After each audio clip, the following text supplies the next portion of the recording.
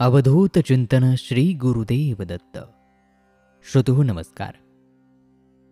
आपण श्रवण करत आहात श्री गुरुचरित्र यामधील अध्याय 17वा, मंदबुद्धीच्या मुलाला ज्ञानप्राप्ती.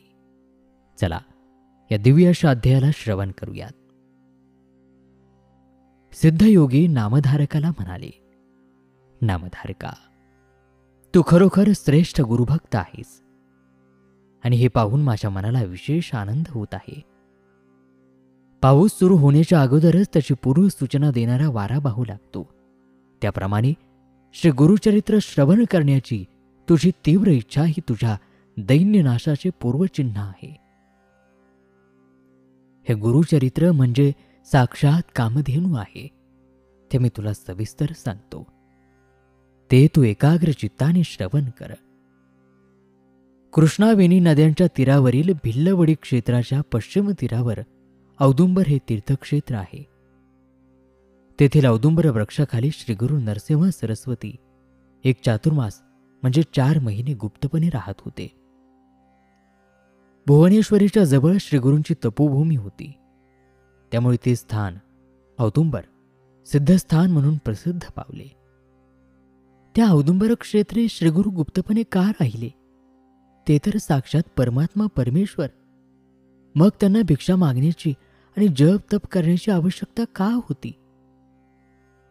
नामधारकाने असे विचारले असता सिद्धयोगी त्याला म्हणाले, नामधारका, साक्षात सदाशिव शंकर आणि श्री दत्तात्रय सुद्धा भिक्षा मागत असत. भिक्षा मागणे हे केवळ निमित्त. भिक्षेच्या निमित्ताने ते अनेक तीर्थक्षेत्रांना भेट देत असत. जे रंजले गांजलेले भक्त असत त्यांच्यावर ते अनुग्रह करीत असत. श्रीगुरूंच्या वास्तव्याने अनेक गुप्त तीर्थक्षेत्रे प्रकट झाली. भक्तजनांवर अनुग्रह करण्यासाठीच श्रीगुरू भिक्षेच्या निमित्ताने फिरत असत. पण अनेक लोक नाना प्रकारच्या लौकिक गोष्टी मागण्यासाठी त्यांच्याकडे वारंवार येऊ लागले आणि म्हणूनच ते गुप्तपणे राहू लागले. पण कस्तुरी कितीही झाकून ठेवली तरी तिचा सुगंध लपून राहत नाही, तो दरवळतोच. त्याप्रमाणेच श्रीगुरू भिल्लवडी क्षेत्री गुप्तपणे राहत असले तरीही त्यांची ख्याती सर्वत्र पसरली. सूर्य लपविला तरी त्याचे तेज लपून राहत नाही, हे खरे. श्रीगुरूंचे महात्म्य कसे प्रकट झाले त्याविषयी मी तुला एक कथा सांगतो, ती ऐक. करवीर क्षेत्रामध्ये वेदशास्त्र पारंगत असा एक ऋग्वेदी ब्राह्मण राहत होता. विद्वान लोकांच्या मध्ये त्याला मोठा मान होता. त्याला एक मुलगा झाला, पण दुर्दैवाने तो उपस्तास अगदी मतिमंद होता. कितीही शिकवले तरी त्याला काहीच येत नसे, काही समजत नसे. तो लहान असताना त्याचे आईवडील देवाघरी गेले. त्याच्या नात्यातील लोकांनी त्याचे पालन पोषण केले. बघता बघता तो 7 वर्षांचा झाला. कुलाचारानुसार 7व्या वर्षी त्याची मुंज झाली. मौजबंधनानुसार त्याला अध्ययनासाठी गुरूंकडे पाठवले. पण तो मतिमंद असल्यामुळे गुरूंनी शिकवलेले त्याला काहीच समजत नव्हते. त्याला संध्या येत नव्हती, गायत्री मंत्र येत नव्हता. मग वेद अध्ययन कुठले? विद्वान ब्राह्मणांचा मठ्ठ मुलगा अशी त्याची सर्व लोक थट्टा करीत असत. लोक त्याला म्हणत, अरे मूर्खा, तुझे वडील केवढे विद्वान होते आणि तू मात्र अगदी दगडधोंडा आहेस. तू तुझ्या वडिलांच्या कीर्तीला बट्टा लावलास. अरे ज्याला विद्या नाही तो मनुष्य अगदी पशु होई. विद्वानांची सर्वत्र पूजा होते, तुझ्यासारख्या दगडाची नाही. तुझा जन्म अगदी फुकट आहे. तू आणि सुकर यामध्ये काहीच फरक नाही. आचारहीन अशा तुला या जन्मामध्ये कदापि सुख मिळणार नाही आणि मृत्यूनंतरही तुला नरकातच जावे लागेल. असे लाजीरवाने जिने जगण्यापेक्षा तू मरत का नाहीस? लोकांनी केलेली निंदा ऐकून तो मुलगा अतिशय दुःखी झाला. तो लोकांना म्हणाला, मी गतजन्मी विद्यादान केले नाही म्हणून मला या जन्मात विद्याभ्यास जमत नाही. त्याला मी तरी काय करणार? आता तुम्हीच काहीतरी उपाय सांगा. त्यावर लोक हसून त्याला म्हणाले, आता तुला पुढच्या जन्मीच विद्या येईल बघ. या जन्मी तू भीक मागून जग. लोकांनी केलेली ही निंदा ऐकून तो मुलगा अतिशय दुःखी झाला. त्याने गाव सोडले. तो राणावनामधून फिरत चालला. मूर्ख म्हणून जिवंत राहण्यापेक्षा आपण प्राण द्यावा, मरून जगावे असे त्याने ठरवले. आत्महत्येचा विचार करीत करीत फिरत तो कृष्णा नदीच्या काठावरील भिल्लवडी गावी आला. तेथे नदीच्या पलीकडे भुवनेश्वरी देवीचे सुंदर मंदिर होते. तेथे त्याने देवीचे दर्शन घेतले.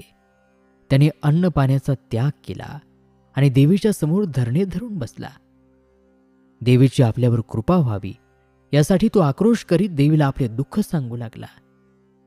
हे जगन्माते, सर्व जगाने माझी हेटाळणी केली, माझी उपेक्षा केली, पण तू तरी माझ्यावर कृपा कर, मला दूर लोटू नकोस. 3 दिवस लोटले पण देवीची आपल्यावर कृपा होत नाही, ती प्रसन्न होत नाही हे पाहून त्याला अतिशय दुःख झाले. तो देवीला म्हणाला, माते, आता मी काय करू, कोठे जाऊ? माझी हाक तुला का ऐकू येत नाही? माझ्यावर तुझी कृपा का होत नाही? आणि म्हणून मी आता माझी जीभ कापून तुझ्या पायांवर वाहतो. आणि असं म्हणून त्याने खरोखर आपली जीभ कापली आणि देवीला अर्पण केली. तरी सुद्धा देवी प्रसन्न झाली नाही.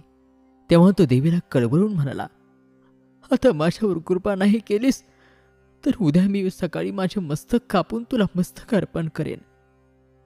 त्यावरती भुवनेश्वरी देवी प्रसन्न झाली आणि त्याच रात्री ती त्याच्या स्वप्नामध्ये आली. ती त्याला म्हणाली, बाळा, तू इतके दुःख कशाला करतोस? माझ्यावर रागावू नकोस. नदीच्या पलीकडे औदुंबर वृक्षाखाली एक महातपस्वी अवतारी पुरुष आहेत. ते साक्षात श्री दत्तात्रेयांचे अवतार श्री नरसिंह सरस्वती आहेत. तू त्यांच्याकडे जा, तुझे काम होईल.